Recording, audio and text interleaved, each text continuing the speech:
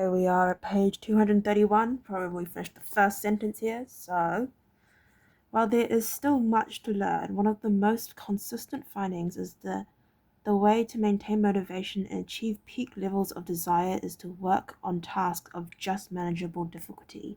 The human brain loves a challenge, but only if it is within an optimal zone of difficulty. If you love tennis and try to play a serious match against a 4-year-old, you will quickly become bored. It's too easy. You'll win every point. In contrast, if you play a professional tennis player like Roger Federer or Serena Williams, you will quickly lose motivation because the match is too difficult. Now consider playing tennis against someone who is your equal. As the game progresses, you win a few points and you lose a few. You have a good chance of winning, but only if you really try. Your focus narrows, distractions fade away, and you find yourself fully invested in the task at hand. This is a challenge of just manageable difficulty, and it is a prime example of the Goldilocks rule. The Goldilocks rule states that humans experience peak motivation when working on tasks that are right on the edge of their current abilities. Not too hard, not too easy, just right. Right. Yeah. Martin's comedy career is an excellent example of the Goldilocks rule in practice. Each year, he expanded his comedy routine, but only by a minute or two. He was always adding new material, but he also kept a few jokes that were guaranteed to get laughs. There were just enough victories to keep him motivated and just enough mistakes to keep him working hard. When you're starting a new habit, it's important to keep the behavior as easy as possible so you can stick with it even when conditions aren't perfect. This is an idea we covered in detail while discussing the third law of behavior change. Once a habit has been established, however, it's important to continue to advance in small ways. These little improvements and new challenges keep you engaged. Sure. And if you hit the Goldilocks zone just right, you can achieve a flow state. A flow state is the experience of being in the zone and fully immersed in an activity. Scientists have tried to quantify this feeling. They found that to achieve a state of flow, a task must be thorough, roughly 4% beyond your current abilities. In real life, it's typically not feasible to quantify the difficulty of an action in this way, but the core idea of the Goldilocks rule remains. Working on challenges of just a manageable difficulty, something on the perimeter of your ability, seems crucial for maintaining motivation. Improvement requires a delicate balance. You need to regularly search for challenges that push you to your edge while continuing to make enough progress to stay motivated. Behaviors need to remain novel in order for them to stay attractive and satisfying. Without a variety, we get bored, and boredom is perhaps the greatest villain on the quest for self-improvement. How to stay focused when you get bored working on your goals. After my baseball career ended, I was looking for a new sport. I joined a weightlifting team, and one day an elite coach visited our gym. He had worked with thousands of athletes during his long career, including a few Olympians. I introduced myself and we began talking about the process of improvement.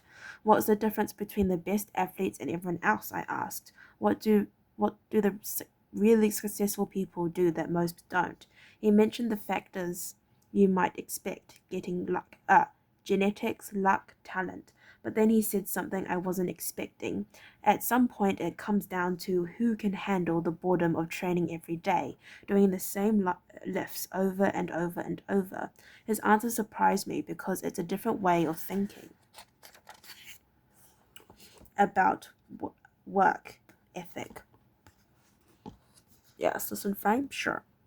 People talk about getting amped up to work on their goals, whether it's business or sports or art. You hear people say things like, it all comes down to passion, or you have to really want it. As a result, many of us get depressed when we lose focus or motivation because we think that successful people have some bottomless reserve of passion. But this coach was saying that really successful people feel the same lack of motivation as everyone else. The difference is that they still find a way to show up despite the feelings of boredom. Mastery requires practice, but the more you practice something, the more boring and routine it becomes. Once the beginner gains have been made and we learn that what to expect, our interest starts to fade. Sometimes it happens even faster than that. All you have to do is to hit the gym a few days in a row or publish a couple of blog posts on time, and letting one day slip doesn't feel like much. Things are going well. It's easy to rationalize taking a day off because you're in a good place. The greatest threat to success is not failure, but boredom. We get bored with habits because they stop delighting us. The outcome becomes expected, and as our habits become ordinary, we start derailing our progress to seek novelty. Perhaps this is why we get caught up in a never-ending cycle, jumping from one workout to the next, one diet to the next, one business idea to the next. As soon as we experience the slightest dip in motivation, we begin seeking a new strategy, even if the old one was still working. As noted, men desire novelty to such an extent that those who are doing well wish for a change as much as those who are doing badly. Perhaps this is why many of the most habit-forming products are those that provide continuous forms of novelty. Video games provide visual novelty, porn provides sexual novelty, junk food provides uh, culinary novelty. Each of these experiences offer continual elements of surprise.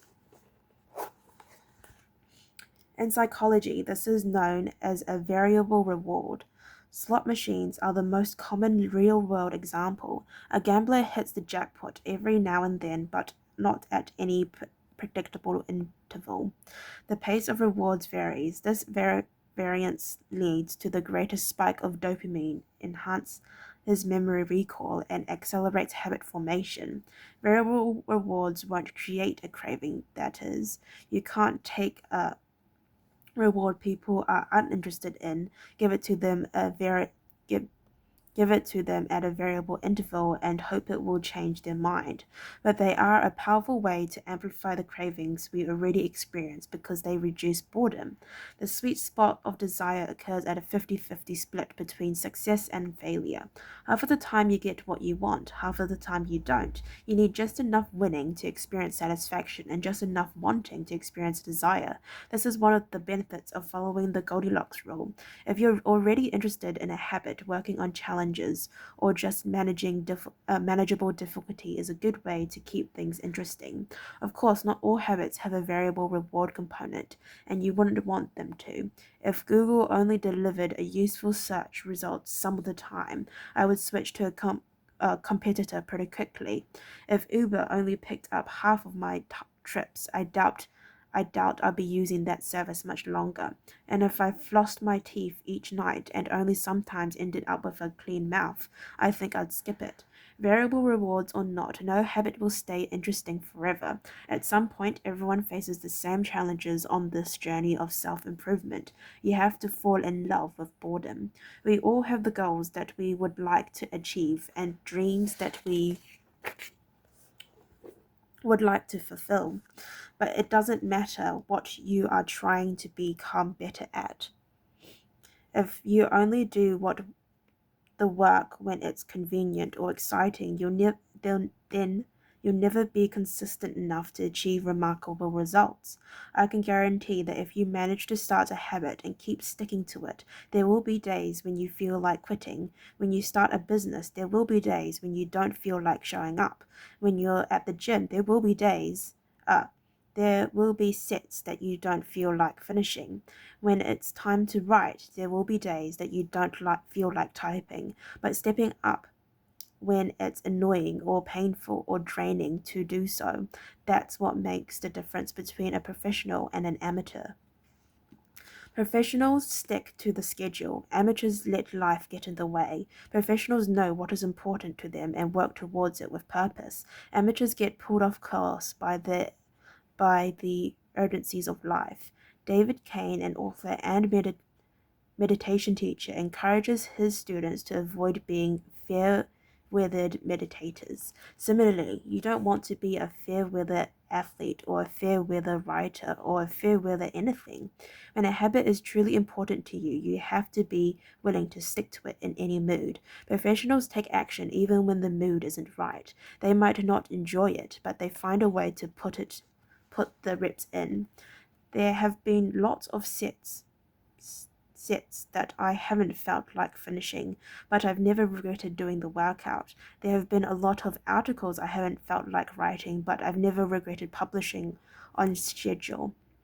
There have been a lot of days I felt like relaxing, but I've never regretted showing up and working on something that was important to me. The only way to become excellent is to be endlessly fascinated by doing the same thing over and over. You have to fall in love with boredom.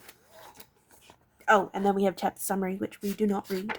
So we are on chapter 20, the downside of creating good habits. Habits create the foundation for mastery. In chess, it is only after the basic movement of the pieces have become automatic that a player can focus on the next level of the game. Each chunk of information that is memorized opens up the mental space for more effortless thinking. This is true for any endeavor. When you know the simple movements so well that you can perform them without thinking, you are free to pay attention to more advanced details. In this way, habits are a backbone of any pursuit of excellence. However, the benefits of habits come at a cost. At first, each repetition develops fluency, speed, and skill. But then, as a habit becomes automatic, you become less sensitive to feedback. You fall into mindless repetition. It becomes easier to let mistakes slide. When you can do it good enough on autopilot, you stop thinking about how to do it better. The upside of habit is that we can do things without thinking. The downside of habit is that you can get used to doing things a certain way and stop paying attention to little errors. You assume you're getting better because you're gaining experience. In reality, you are merely reinforcing your current habits, not improving them. In fact, some research has shown that once a skill has been mastered, there is usually a slight decline in performance over time. Usually, this minor dip in performance is no cause for worry. You don't need a system to continuously improve how well you brush your teeth, or tie your shoes, or make your morning cup of tea. While with habits like these, good enough is usually good enough. The less energy you spend on trivial choices, the more you can spend on what really matters. However, when you want to maximize your potential and achieve elite levels of performance, you need a nuanced approach. You can't repeat the same thing blindly and expect to become exceptional. Habits are necessary, but not sufficient for mastery. What you need is a combination of automatic habits and a deliberate practice. Habits and deliberate practice equals mastery. To become great, certain skills do need to become automatic. Basketball players need to be able to dribble without thinking before they can move on to the mastering layups with their non-dominant hands. Surgeons need to repeat the first incision so many times that they could do it with their eyes closed, so that they can focus on the hundreds of variables that arise during surgery. But after one habit has been mastered, you have to return to the effortful part of the work and begin building the next habit. Mastery is the process of narrowing your focus to a tiny element of success, repeating it until you have internalized the skill, and then using this new habit as the foundation to advance to the next frontier of your development. All tasks become easier the second time around, but it doesn't get easier overall because you're pouring your energy into the next challenge. Each habit unlocks the next level of performance. It's an endless cycle. Although habits are powerful, what you need is a way to remain conscious of your performance over time so you can continue to refine, and improve. Sure. It is precisely at the moment when you begin to feel like you have mastered a skill, right when things are starting to feel automatic and you are becoming comfortable, that you must avoid stippling into the trap of complacency. The solution: establish a system of reflection and review. How to review your habits and make adjustments. In 1986, the Los Angeles Lakers had one of the most talented basketball teams ever assembled, but they are rarely remembered that way. The team started the 1985-1986 NBA season with an outstanding 29-5 record. The pundits were saying that we might be the best team in the history of basketball.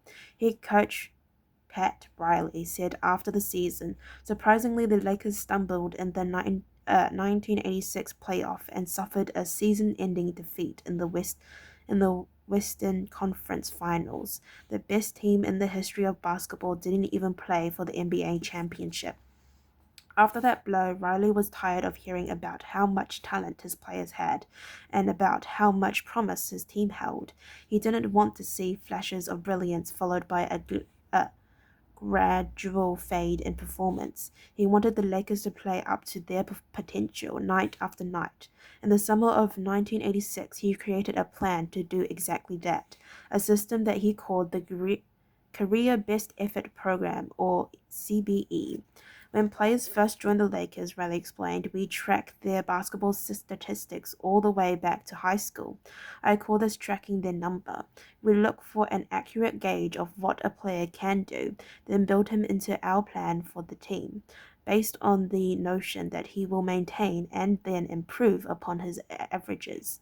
After determining a player's baseline level of performance, Riley added, a key step he asked each player to improve their output by at least 1% over the course of the season.